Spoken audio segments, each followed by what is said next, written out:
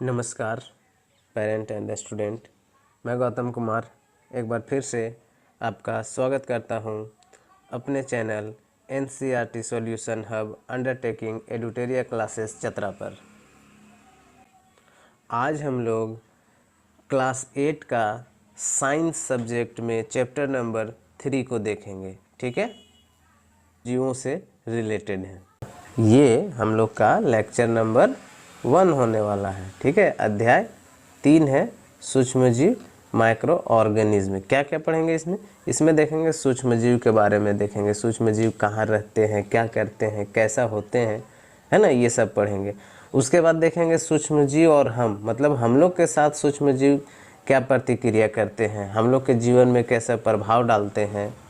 संचरणीय रोग देखेंगे। सूक्ष्मजीव खाद्य पदार्थों के संदूषक और संरक्षक, मतलब खाद्य पदार्थों को रक्षा कैसे करते हैं और ख़राब कैसे करते हैं, इसको भी हम लोग देखेंगे। ठीक है, आगे बढ़ते हैं तो स्टार्ट करते हैं सूक्ष्मजीव।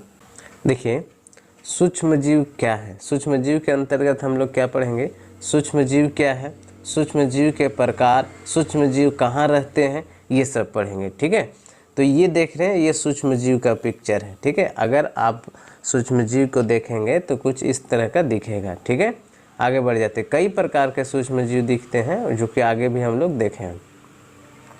तो सूक्ष्मजीव है क्या, या कहते हैं किसे हैं, देखिएगा। वैसे जीव जो अत्यंत सूक्ष्म हो, सूक्ष्म मतलब छोटा हो, है ना, वैसे जीव जो अत्यंत सूक्ष्म होते हैं, जिसे देखने के लिए सूक्ष्मदर्शी यंत्र का प्रयोग किया जाता है, सूक्ष्मजीव कहलाते हैं। क्लियर है, आगे बढ़ जाए। ये क्या है, ये सूक्ष्मदर्शी है।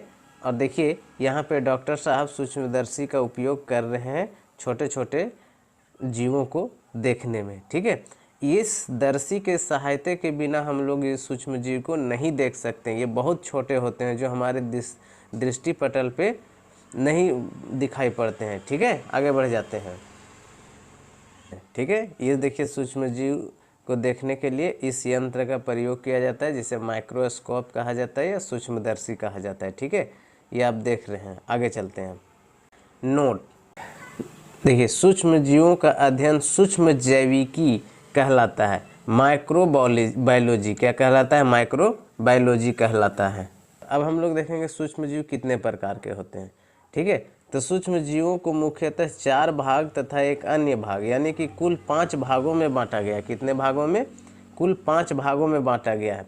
पहला शैवाल है, दूसरा जीवाणु है, तीसरा कवक है, चौथा प्रोटोजोआ है। ठीक है, ये मुख्यतः 4 भाग हो गए। और एक अन्य भाग विषाणु होता है। एक अन्य भाग कौन सा होता है, विषाणु होता है। ठीक है, आगे बढ़ते हैं। शैवाल देखते हैं, शैवाल क्या होता है।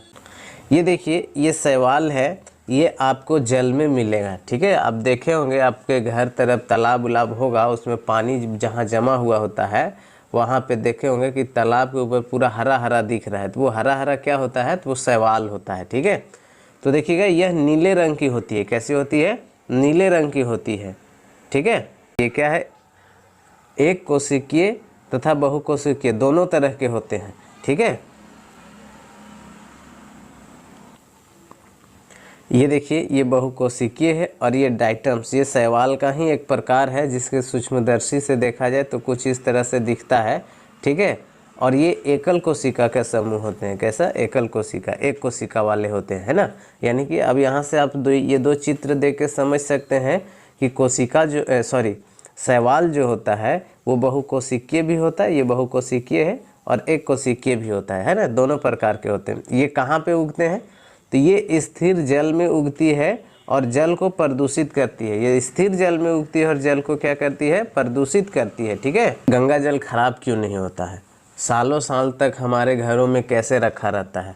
गंगा जल का हम लोग पूजा पाठ में भी यूज करते हैं। ठीक है, वो कैसे होता है, तो गंगा के जल में बैक्टीरियोफेजस नामक एक वायरस पाया जाता है। कौन सा वायरस पाया जाता है, बैक्टीरियोफेजस नामक,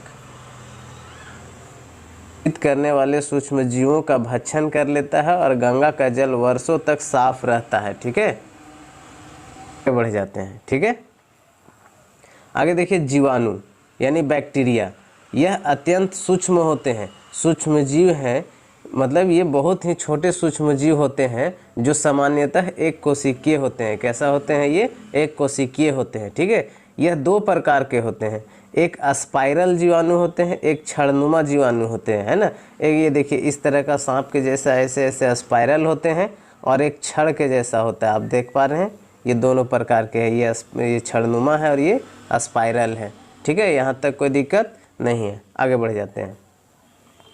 उसके बाद कवक देखिए, कवक को फफूंद के नाम से भी जाना जाता है। किस नाम से जाना जाता है? फफूंद के नाम से भी जाना जाता है। यह कहाँ पाया जाता है? यह घरों में भोजन, अचार, चमड़े की वस्तु पर उगती है। आप देखे होंगे, अगर आम का अचार से आप परिचित होंगे और आम का अचार अगर खराब हो जाता है तो उसमें वाइट वाइट सफ़ेद सफ़ेद कुछ उग जाता है। ठीक है, वही वाइट सफ़ेद जो उगता है उसी को हम लोग क्या बोलते हैं? कवक बोलते हैं या फफूंद बोलते हैं। ठीक है, इसका भी 2-3 प्रकार होता है। एक देखिए, एक ये होता है पेनिसिलियम कवक, है ना, जो इस तरह का रहते हैं, और एक होते हैं ये देखिए ब्रेड मोल्ड कवक होते हैं ना। कवक मतलब कवक देखो आप ऐसे मशरूम देखें, ये सब बहुत कचड़ा उचड़ा जगह पे भी उगता है। लोग अपना देहाती भाषा में खुखड़ी बोलते हैं। ठीक है, खुखड़ी, मशरूम, ये सब जो है कवक का ही प्रकार है। ठीक है, वो कोई बड़े हद तक है, बड़ा होता है इसलिए हम लोग को दिखता है। ठीक है, और नहीं तो छोटा अगर देखेंगे, ब्रेड पर देखेंगे तो ये सब नहीं दिखता है।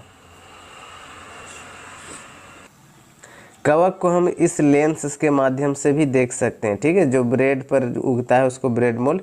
आप क्या करिए कि एक ब्रेड के टुकड़ा लीजिए और कुछ दिन तक नम स्थान पर रख दीजिए। इसमें देखिएगा कि इस तरह के हरा हरा कुछ धब्बा उग गया है। ठीक है, यही धब्बा क्या कहलाता है?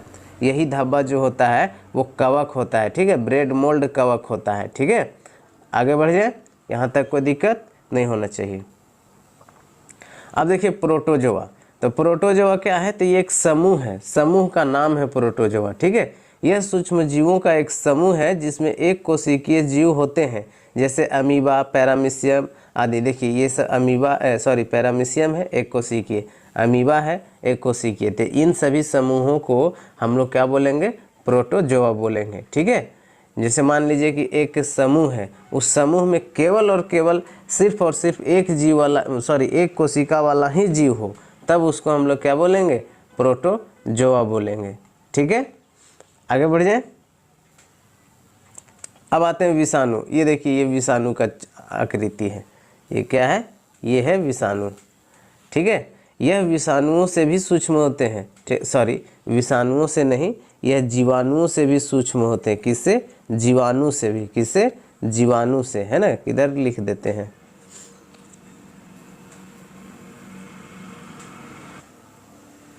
हाँ, ये जीवाणु से, यहाँ पे विषाणु था, विषाणु नहीं होगा, जीवाणु होगा। ठीक है, यह जीवाणुओं से भी सूक्ष्म होते हैं। मतलब अभी जितना जीवाणु को हम लोग देखें चारों प्रकार के, वो चारों प्रकार से भी ये बहुत छोटा होता है। ठीक है, और देखिए इसका क्या गुण है? स्वतंत्र रूप से यह निर्जीव होते हैं। जब ये स्वतंत्र रहेगा, मतलब अकेले रहेगा, तो ये निर्जीव के जैसा रहेगा। ठीक है, इसमें कोई जान नहीं रहेगा। लेकिन सजीवों के शरीर में यह सजीव जैसा कार्य करते हैं। जैसे ही सजीवों के शरीर में प्रवेश करेगा, सजीव के जैसा काम करने लगेगा। ठीक है, जैसे आप कोरोना को देख लीजिए, कोरोना अगर कहीं है, आपके शरीर पर भी है, तो कुछ भी नहीं करेगा, लेकिन जैसे ही आपके अंदर प्रवेश करेगा, अपना रंग दिखाना शुरू कर देगा। ठीक है, कोरोना एक क्या है? विषाणु है। ठीक है, क्या है? विषाणु ही है। ठीक है, आगे बढ़ जाते हैं। अब देखते हैं सूक्ष्मजीव कहाँ रहते हैं। तो सूक्ष्मजीव सभी जगह पाए जाते हैं। ठीक है, सूक्ष्मजीव सभी स्थान पे रहते हैं। चाहे आप गर्म स्थान देख लो, ठंडा स्थान देख लो, आप घर देख लो, घर के बाहर देख लो, अपने अंदर भी, आपके अंदर भी, यानी कि मानव या अन्य जंतुओं के शरीर के अंदर और बाहर सब जगह पाए जाते हैं। ठीक है, तो कुल मिला के कहा जाए तो सूक्ष्मजीव कहाँ रहते हैं? तो सभी स्थान पे रहते हैं। ठीक है, आगे बढ़ते हैं। यहाँ पे जैसे में लिख दिए, मिट्टी में भी रहते हैं, जल में भी रहते हैं, भोजन में भी, वायु में भी, है ना। आगे देखते हैं। सूक्ष्म जीव मरुस्थल, जल एवं मनुष्य सहित सभी जीवों के शरीर के अंदर भी पाए जाते हैं। ठीक है, कुछ सूक्ष्मजीव अकेले तथा कुछ समूह में रहते हैं। कुछ क्या करते हैं? अकेले तथा कुछ समूह में रहते हैं। ठीक है। जैसे अमीबा, अमीबा अकेले रहने वाला जीव है, लेकिन राइजोपस जो ब्रेड मोल्ड, अभी आप लोग देखें ब्रेड मोल्ड, ठीक है, आपको एक बार फिर दिखाते हैं। ये है ब्रेड मोल्ड, ठीक है। ये कभी अकेले नहीं रहेगा, ये कभी अकेले नहीं रहेगा, ठीक है। ये जब भी रहेगा तो समूह में रहेगा। क्लियर है? आगे बढ़ते हैं। क्या बोल रहा है नोट में देखते हैं। सूक्ष्मजीव बर्फीली यानी 10 डिग्री सेल्सियस से लेकर उष्ण यानी गर्म स्थान 70 डिग्री सेल्सियस के स्थानों में रह सकते हैं, ठीक है। ऐसे विषम परिस्थिति में जब ये इसके लिए अनुकूल परिस्थिति नहीं होता है तब ये कैसे रह पाते हैं, तो उस समय ये क्या करते हैं कि अपने चारों ओर कठोर आवरण बना लेते हैं जिसे ईस्ट कहते हैं, और ये ईस्ट के वजह से वो ठंडा में भी रह लेते हैं। सॉरी, ईस्ट ने सिस्ट, क्या सिस्ट है ना, ये सिस्ट के वजह से वो ठंडा में भी रह लेते हैं और गर्म स्थान पे भी रह लेते हैं। क्लियर है? यहाँ तक कोई परेशानी नहीं होना चाहिए। आगे बढ़ जाए। तो दोस्तों आज यहीं, नेक्स्ट लेक्चर फिर लेकर आएंगे। अगर आपको अच्छा लग रहा है तो कृपया करके कमेंट्स करके हमें बताएं कि हाँ सर मुझे अच्छा लग रहा है, इस तरह का वीडियो और चाहिए, तो आपके लिए और भी क्लासेस की सुविधा दिया जाएगा। धीरे धीरे अभी आपका क्लास ये नया नया स्टार्ट हुआ है, धीरे धीरे कुछ अगर कमी भी लग रहा है तो कुछ कमी भी आप बताइए, धीरे धीरे उस कमी को भी दूर किया जाएगा और आपको अच्छे से अच्छे तरह से क्लास दिया जाएगा। ठीक है दोस्तों, थैंक्स फॉर वाचिंग। दोस्तों अगर आप चतरा से रिलेटेड हैं, चतरा झारखंड से, तो आप ऑफलाइन क्लासेस के लिए ज्वाइन कर सकते हैं 6 to 10th के लिए एडुटेरिया क्लासेस चतरा। ठीक है, एड्रेस किशुनपुर बगरा road Chatra, ward number 22। Mobile number दोस्तों आपके सामने है और यहाँ भी है। ठीक है दोस्तों, जय हिंद जय भारत।